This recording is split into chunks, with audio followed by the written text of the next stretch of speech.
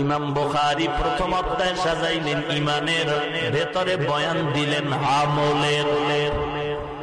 ইন্নামাল আমালু বিন্নিয়াত। ইমাম বুখারী কিতাবুল ঈমান সাজাইয়া আমলের গুরুত্বের বয়ান আর বয়ান আর বয়ান। আজকে ভাইজান তুমি বুখারীর তাসবিহ যদি টানো, বুখারী বুখারী বুখারী বুখারী বুখারী বুখারী, আর যদি দাড়ি নেই, টুপি নেই, নামাজ নাই, আমি বলবো তুমি ইমাম বুখারীর সাথেও গাদ্দারি করেছো।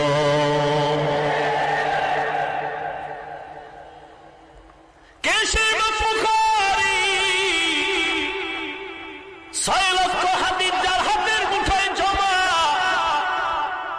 সেখান থেকে 4000 হাদিস বুখারীর মধ্যে ঢুকাইলেন। কেমনে ঢুকাইছেন জানো ভাই?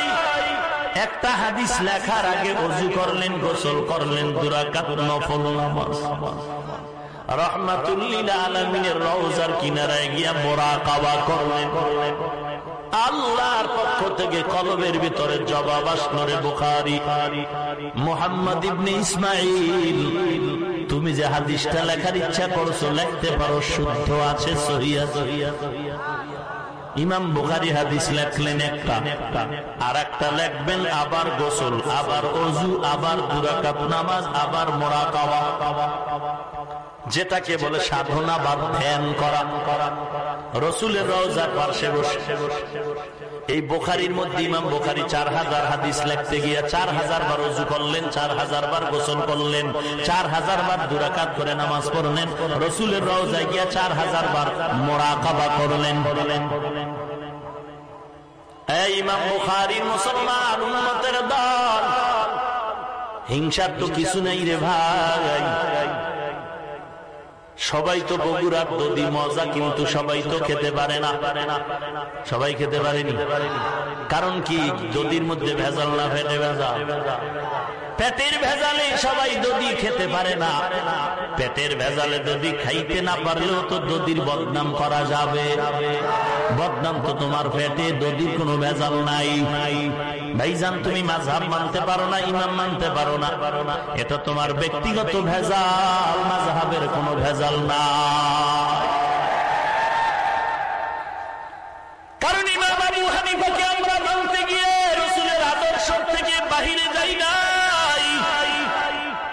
আমরা ইমাম আবু হানিফাকে মানি ততক্ষণ তার কথা নবীর তরিকা মতো থাকবে, যতক্ষণ। আমরা তো ইমাম আবু হানিফাকে কোন একজন সাহাবীর থেকেও মূল্যায়ন বেশি করি না। অতএব ভেজালের কিছু নাই রে ভাই। যারা মাযহাব মানেন না তাদেরকেও গালি দেওয়ার কোনো সুযোগ নাই। অনুরোধ করে বলছি, আপনার পথে আপনি চলবেন, আমার পথে আমি চলবো। আপনি বুকের উপরে হাত বেঁধে নামাজ পড়বেন, আল্লাহর কসম করে বলি আপনার সাথে আমার কোনো দূরত্ব নাই, হিংসা নাই, গালাগালি নাই। আপনি আলহামদুলিল্লাহ সূরার পরে জোরে আমিন বলবেন, আল্লাহর কসম কোনো ঝগড়া নাই, হিংসা নাই, দূরত্ব নাই। কিন্তু আমার নাভির নিচের হাত ধরিয়া যদি টান দেয়, তখন কথা না বললে ইনসাফ হবে না। ইতিহাস পড়েছি, শাহজালাল ইয়ামানী রাহমাতুল্লাহ আলাইহি ইয়ামান থেকে সিলেটের জমিনে পদার্পণ করেছেন। মাথায় একটা পাগড়ি, হাতে তাসবিহ, আর এক হাতে একটা লাঠি। ইতিহাস পড়েছি, তাবলীগ জামাতের আমির ইলিয়াস রাহমাতুল্লাহ আলাইহি মক্তবে যখন আলিফ বাতা পড়তে যাইতেন, হাতে একটা লাঠি নিয়ে যাইতেন। শাহজালালের হাতে লাঠি কেন? এই মোল্লার দল, তোমরা উগ্রবাদী না, জঙ্গিবাদী না, সংঘাত চাও না, লাঠি কেন? রাতের বেলা অন্ধ বুড়ি, অন্ধকার রাতে হারিকেন জ্বালায় রাস্তায় হাতে। একজনে কয়, বুড়ি তুমি অন্ধ, হারিকেন কেন হাতে নিলা? বলে, আমি রাস্তা দেখার জন্য হারিকেন হাতে নেই না, কোন মগায় যেন আমারে ধাক্কা দিয়া ফালায় না দেয়, এজন্য আমি হারিকেন লইছি। শাহজালাল লাঠিটা হাতে নিচে কাউকে পিটাবার জন্য না, জঙ্গিবাদীর পরিচয়ের জন্য না, উগ্রতা সৃষ্টির জন্য না, আল্লাহর ওলি শাহজালাল হাতে লাঠি নেওয়ার মানে হলো কোন বেঈমান যদি টুপি ধরে টান দেয়, দাড়ি ধরে টান দেয়, পাগড়ি ধরে টান দেয়, তখন পাগড়ি আর দাড়ি ঠিক রাখার জন্য লাঠি লাগতে পারে।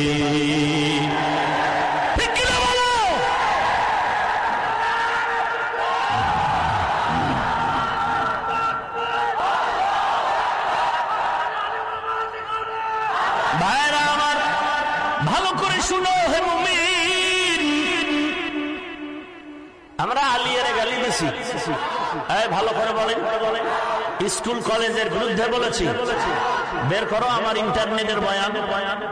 আমাদের ওলামায়ে কেরাম স্কুলকে গালি দেয়, কলেজের বিরুদ্ধে বলে, আলিয়ার বিরুদ্ধে বলে, তুমি কওমিকে গালি দাও কেন?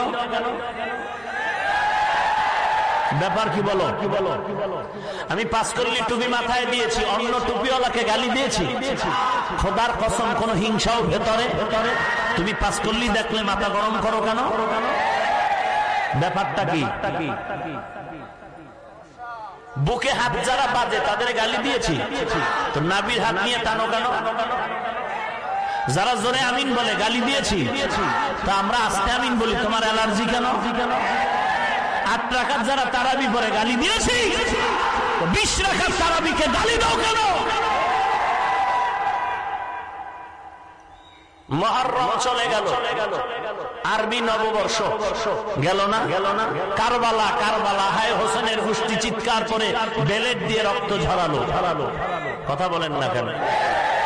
এই যে আরবি হিজরি সন, আরবি একটা হিজরি গণনা আছে না? জানা থাকলে বলুন তো, এই আরবি হিজরি সন পৃথিবীর সব মুসলমান মানে কি মানে না? না দ্বিমত করছে কেউ?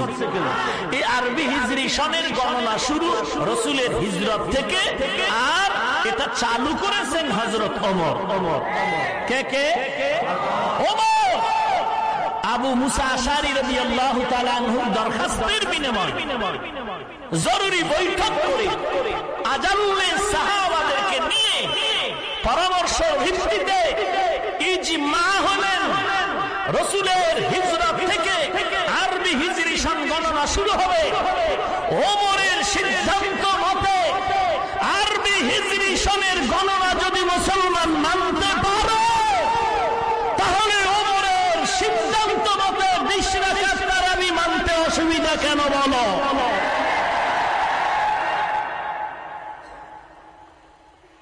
গালি দিছি, তুমি মাঠে বলছো, এখন আমার মাঠে না বললে উম্মত বিভ্রান্ত হয়। তুমি আমার কানে কানে কইলে আমিও তোমার কানে মুখে লাগাই দিতাম। যেহেতু তুমি মাঠ ঘোরাতে করেছো, 40 বছর 45 বছর বাংলাদেশের ইতিহাসে উম্মতেরা ছিল এক অভিন্ন, টুকটাক দ্বন্দ্ব বাইরে মসজিদের ভিতরে ছিল। এখন তো ভিতরে শুরু হয়ে গেছে ভয় ভয় ভয় ভয় ভয়, না জানি কয় যে আমরাই ইমামতি করব, আলেম ওলামা ইমামতির দরকার নাই, বের হয়ে যাও। খুব ভয় লাগে, কারণ মানুষের কেমনই যেন একটি ঘৃণা, অতিষ্ঠ আলেম ওলামাদেরকে দেখলেই যেন কেমন মনে করে। কারণ একটা শ্রেণী উম্মতকে আলেম থেকে আলাদা করার চক্রান্তে লিপ্ত হয়ে আছে। তবে ভালো করে রেকর্ড করো, কিয়ামত পর্যন্ত এই জমিনে দাওয়াত ও তাবলীগ ছিল, থাকবে, চলবে, মাদ্রাসা চলবে, ওয়াজ